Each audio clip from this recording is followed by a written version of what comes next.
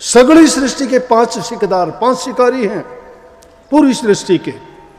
वो 5 शिकारी काम, क्रोध, लोभ, मोह, अहंकार हैं। सगली सृष्टि के 5 शिकदार राम भगत के पानीहार। जो राम के भगत हैं उनके सामने वो पानी भरते हैं। आप सभी को प्यार भरी राधा स्वामी जी। देखिए, जो आज का सत्संग का विषय है उसमें महाराज जी ने बताया कि इंसान के लिए कुछ भी नामुमकिन नहीं है। अगर इंसान चाहे तो वह भगवान को ही पा सकता है, बस देरी है तो सिर्फ और सिर्फ ध्यान की और भक्ति की। जो इंसान भक्ति करता है उसके जीवन में सबसे पहले एक अच्छे विचार और नेक विचार का होना अति आवश्यक है। जो इंसान भक्ति करना चाहता है उसको अपने मन को पाक साफ पवित्र रखना चाहिए, तभी वह भक्ति कर सकता है। और साथ ही सतगुरु महाराज जी ने बताया कि जो इंसान चाहता है उसके परिवार में सुख शांति बनी रहे, उसके परिवार में सबका आदर मान सम्मान बना रहे, तो उसके लिए उसे अपने परिवार में भक्ति को, नाम को लेकर आना पड़ेगा। नाम का जप हमारी सभी समस्याओं को दूर करता है और हमें अच्छा इंसान बनाता है और हमारे अंदर एक अच्छे विचार, जो विचार है उनको उत्पन्न करता है। और साथ ही सतगुरु महाराज जी ने बहुत प्यारी भरी बातें सत्संग में बताई है। तो चलिए आपका कीमती समय सत्संग को शुरू करते हैं। कृपया सत्संग को पूरा सुनकर पुण्य भागीदार उससे बनिए। राधा स्वामी। सगली सृष्टि के 5 शिकदार राम भगत के पानीहार। जगत पास से लेते दान, राम भगत को करें प्रणाम। सगली सृष्टि के 5 शिकदार, 5 शिकारी हैं पूरी सृष्टि के। वो 5 शिकारी काम, क्रोध, लोभ, मोह, अहंकार हैं। सगली सृष्टि के 5 शिकदार राम भगत के पानीहार। जो राम के भगत हैं उनके सामने वो पानी भरते हैं। क्यों भरते हैं? कि काम को हम छोटे मायने में लेते हैं। काम तो कोई भी कर्म करना काम है। छोटी माया काम वासना को काम ना मानो। काम काम सब कोई कहे, काम न चीन्या कोई। जितनी मन की कल्पना काम कहावे सोई। जितनी कल्पनाएं हमारे मन में उठती हैं सभी काम हैं। लेकिन उन कल्पनाओं में अगर तुमने प्रभु के नाम का चिंतन है तुम्हारा और वही काम ना किए तो वो काम बुरा नहीं, तुम्हारे लिए क्या हो गया? राम भगत के पानीहार है। अगर भगत काम नहीं करेगा, कौन सा काम? नाम के सुमरण करने का, ध्यान लगाने का, शब्द के सुनने का, अपने शुद्ध चित्त करने का, बुराइयों को त्यागने का, अच्छाइयों को अपनाने का काम अगर वो नहीं करेगा तो वो काम उसका दुश्मन हो जाता है। अगर उसने उन अच्छाइयों को अपना लिया तो वो ही काम उसका सहयोगी बन जाता है, उसके कहे में काम करता है। जो वो चाहता है वो करता है। मन अपनी मर्जी से काम करेगा तो ले डूबेगा तुम्हें, क्योंकि काल का एजेंट है।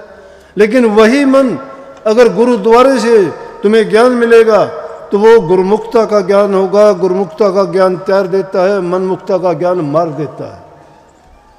मनमुक्ता जीव को मारती है। जो मन के कहे में चलता है वो मनमुख है। जो गुरु की आज्ञा में बरतता है वो गुरुमुख है। क्योंकि गुरु तो त्यागने वाली बात बताता है। इसलिए एक काम क्रोध है। इसी तरह से क्रोध, अगर किसी बात बात पे क्रोध करते हो, क्रोध तो जला देता है, अग्नि का रूप है। करने वाले को जला देता है। जबान से बोलोगे उसको जला देगा। किसी कर्मेंद्री के द्वारा किसी को मार दोगे क्रोध में आके और वो मर गया तो बहुत बड़ा पाप कमा लेते हो। लेकिन वही क्रोध अगर कंट्रोल के साथ तुम किसी के हित के लिए करते हो, किसी भलाई के लिए करते हो, किसी के सुधार के लिए करते हो, किसी का जीवन बनाने के लिए क्रोध करते हो, क्रोध वो भी है। लेकिन वो किसी का सुधार करता है, जीवन बनाता है, तो वो क्रोध उसका पानीहार हो गया, उसका गुलाम हो गया, वो दास हो गया, उसके कहे अनुसार करता है। क्रोध अगर हमने किसी लालच के लिए स्वार्थ के, एक लालची आदमी, कोई ठग लुटेरा लूट के लिए जाता है, किसी को मार देता है, वो क्रोध बुरा है। लेकिन क्रोधी स्वभाव पाप है। और वही क्रोध अगर किसी के सुधार के लिए है तो वही उसका हितकारी बन जाता है। लोभ करते हो, लोभ सब करते हैं। संसारी पदार्थों का लोभ करते हो, उनको इकट्ठा करते हो, संग्रह करते हो। संग्रह करने में गलत सही कुछ नहीं देखते, झूठ साच कुछ नहीं देखते। संग्रह करने वाले को लालच पड़ जाता है, लालची हो जाता है। लालची आदमी नहीं देखता, पाप पुण्य नहीं देखता, भला बुरा नहीं देखता। वो तो बस अपने स्वार्थ में लग जाता है। तो क्या होगा? दुखदाई होगा। लेकिन लोभ अगर करते हो तुम कहते हो भजन आज मैं आधा घंटा करता हूँ, लेकिन आगे से मैं और भी टाइम बढ़ाऊंगा कि नाम का सुमन और ज़्यादा करूं, और दिन प्रतिदिन उसको बढ़ाते जाओगे। नाम का अगर लोभ करते हो, ध्यान करने का लोभ करते हो, तो वही लोभ तुम्हारे लिए हितकारी है, तुम्हारे लिए वही तुम्हारा सेवक बन जाता है, तुम्हारे हित की बात करता है, बुरा नहीं है तुम्हारे लिए। इसी प्रकार से अगली भी अहंकार भी यही है। अहंकार तो उस चीज़ का होना चाहिए कि हमें गुरु भक्ति करने का अवसर मिला है और हम जो है बड़े इत्मीनान से प्रभु की आज्ञा में चलते हैं और नाम भक्ति करते हैं और अपने जीवन को सफल करेंगे। ये करके वो और मैंने सब बुराइयों को त्याग दिया, ये अहंकार करना बुरा नहीं है। अहंकार वो बुरा होता है कि आदमी अपने आप को ताकतवर मानता है, धनवान मानता है, बलवान मानता है, वो गलत है। प्रभु की भक्ति के अंदर तो दीनहीन, बलहीन, गुणहीन मानना चाहिए अपने आप को। इसीलिए बार बार संगति में सुनते होगे, शब्दों में सुनते होंगे कि बलिहारी गुरुदेव की जिन दिया भरमगढ़ तोड़। बलिहारी गुरु के सामने अपने सारे बलों को हार जाऊं मैं, शरीर के बल को, बुद्धि बल को, धन बल को, दुनिया के बल को, पद के बल को, सब भूल जाऊं। भक्तों के अंदर सब समान है। यहाँ बड़े से बड़े धनवान बैठे होंगे, बड़े बड़े ऊंचे पदों वाले बैठे होंगे, पुलिस के अफसर होंगे, आर्मी के होंगे, जज वकील भी बैठे होंगे, लेकिन यहाँ आके वो इस बात को समझते हैं कि हम सब समान हैं, हम सब समान हैं। ये बल हार जाना चाहिए। प्रभु की भक्ति करते हुए वो अहंकार नहीं रहेगा। वहाँ जाके जो बल हार जाता है वो अहंकार नहीं है। उसको अहंकार हो तो एक ही चीज़ का हो कि मैंने इन चीज़ों को तिलांजलि देके एक प्रभु की भक्ति को अपनाया है और वही मेरे लिए मेरा कल्याण है। इसलिए कही कि सगड़ी सृष्टि के पांच सिकता, राम भगत के पानीहार, जगत पास से लेते दान। वो जगत और दुनियादारी के लोग हैं ना, उनसे तो छीन लेते हैं और वो भक्तों को दान के रूप में प्रदान करते हैं। भक्तों को कष्ट और दुख नहीं होने देते वो। उनके लिए तो सेवक नौकर बन के काम करते हैं, लेकिन इंसान की बुद्धि कुछ ऐसी है, नहीं मानता। रोजाना सुनते हो कि बीड़ी, सिगरेट, पान, तंबाकू, नशों से कुछ मुक्ति मिली है, लेकिन नाम भक्ति में अभी कच्चे हो। नाम भक्ति तुम्हारी उस दिन प्रकट होगी जिस दिन तुम्हारा प्रेम हिलोरे मारेगा। ये प्रेमा भक्ति है। जिसके दिल में प्रेम नहीं है वो भक्ति नहीं करता, उसके दिल में कुछ और है। मन जानत सब बात जानत ही ओगण करे, कहे कि कुशलात हाथ दीप ले कुएं पड़े। ये मन सब बातों को जानता है और जानते हुए भी बुराइयां करता है, झूठ बोलता है, कपट करता है, ईर्ष्या रखता है। मन जानत सब बात जानत ही ओगण करे। फिर कहे कि कुशलात, भलाई कहाँ है? फिर वो तो ऐसा है, कोई हाथ में दीपक लेके तो चलता है लेकिन पड़ता कुएं में है। फायदा क्या हुआ दीपक रखने का? दीपक रास्ता दिखाता है, दीपक प्रकाश करता है। अरे इसी प्रकार से गुरु का ज्ञान आपके लिए दीपक का काम करता है, रास्ता दिखाने का काम करता है, तुम्हारे अज्ञान को मिटाता है। तुमने गुरु का नाम लिया है, फिर कुएं में पड़ते हो तो कुशल कहाँ से है भाई? इसलिए हर इंसान को सोचना चाहिए, मैंने कहा कि इंसान बनो। बेशक अफसर ना बनो, कोई बात नहीं, लेकिन अगर नेक इंसान बन गए तो आपको किसी चीज की जरूरत नहीं है। चाह गई चिंता मिट्टी मनुआ बेपरवाह, जिनको कछु न चाहिए वो साहन के शाह। जिसकी चाह और चिंताएं मिट जाती हैं वो शहंशाहों के शहंशाह हैं। हम तो कर्ता बन के काम करते कि मैं ये करता हूं, मेरे बिना ये नहीं होता। गलत बात है।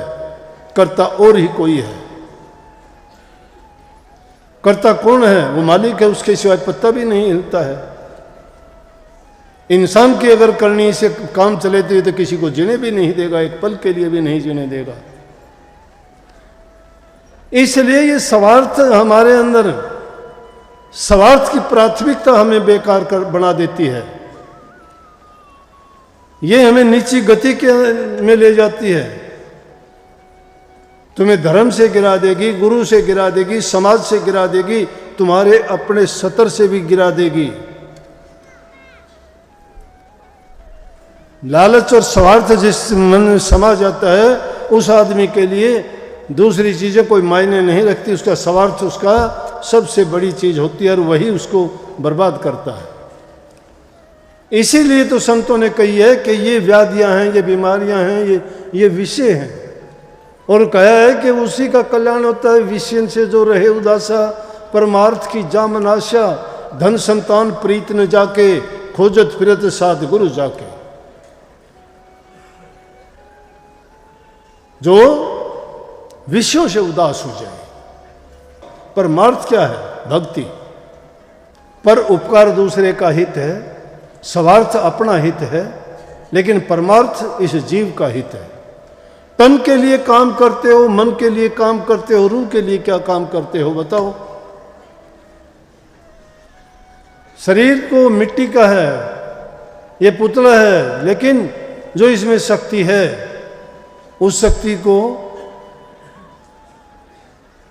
उसके लिए क्या काम किया हमने?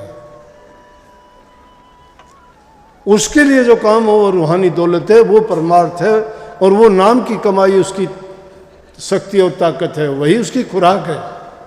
अगर रूहानी खुराक जिसको मिलनी शुरू हो जाती है तो उसको बाहरी शरीर की शक्ति की जरूरत नहीं रहती।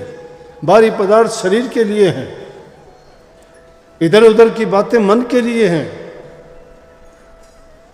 चिंतन जो करते हो, चिंतन भला तभी होगा जब आपकी संगति सही होगी। नक्षत्र से पड़ने वाली बूंद तो एक ही होती है, लेकिन जैसी जिसकी संगति करती है वो वैसा ही बन जाती है। कदली सीप भुजंग मुख स्वाति एक गुण तीन, जाकी जैसी संगति वैसा ही फल दीन। स्वाति एक है वो, लेकिन जैसी जिसकी संगति करी वो वैसी ही हो गई। संगति इंसान को, संगत ही गुण उपजे और कुसंग से गुण जा। संगत से गुण उपजते हैं। गुण की खान कौन है? साध संगत। दुर्गुण की खान कौन है? कुसंग। इसलिए कुसंग तज के संग करो। जो ये संसार तो काजल की कोठड़ी है, लाख कोशिश करने के बाद भी इसमें कोई ना कोई दाग लगने का डर लगा ही रहता है।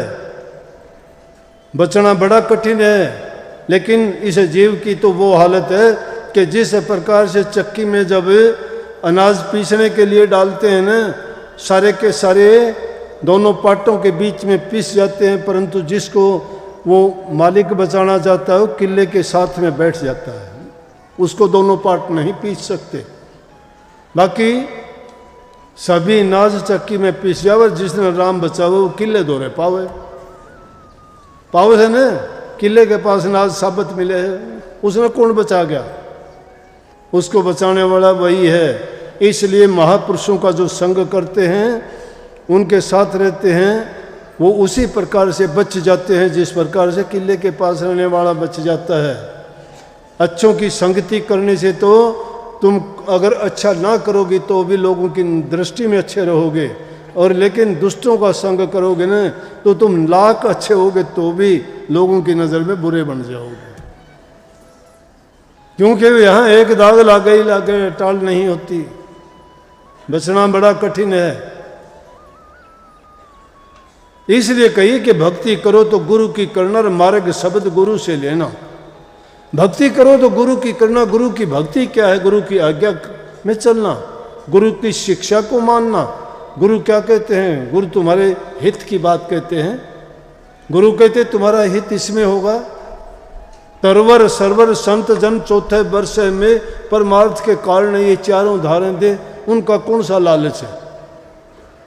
तरवर अपने आप फलों को नहीं बख्शता है, दूसरों के लिए फल पैदा करता है। और खूबी देखो, खूबी देखो कि बंदे नालों रुख चंगेरा जड़ा लग पवे बिन लायो, ढीमा खाए तो फल खुआए दे फर्क ना करदा छायो। अरे इंसान तेरे से तो वो बेरी अच्छी है, जिसको पत्थर मार के बेर देते हैं वो फल देता है, पत्थर मारते हैं तो भी, और उसकी छाया में बैठते फर्क नहीं करता कोई भी, उसकी छाया में बैठो। संत भी इसीलिए परहित के कारण यहाँ आते हैं संसार में, तरवर भी इसी प्रकार से अपने फल खुद नहीं खाता, दूसरों को दे देता है।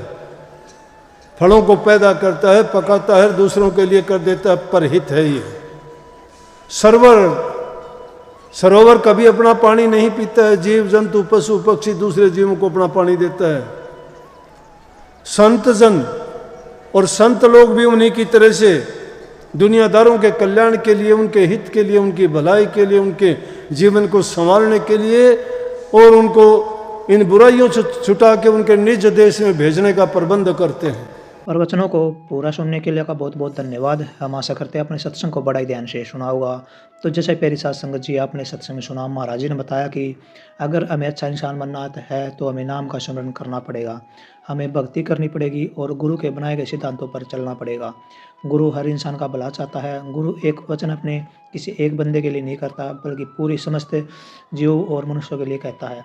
गुरु चाहता है कि सबका जीवन पाक साफ पवित्र बने, सबके परिवार में सुख शांति आए और किसी प्रकार का दुख कष्ट न हो। उसके लिए नाम का सुमरन अति आवश्यक है। भजन करेंगे तो हमारे मन के विकार मिटेंगे, हमारे मन में उत्पन्न हो रहे बुरे विचार खत्म हो गए और हमारा मन पाक साफ पवित्र होगा। तो कृपया गुरु महाराज जी की इन बातों को आप अपने जीवन में अवश्य उतारिए और अपने जीवन को सार्थक अवश्य बनाइए।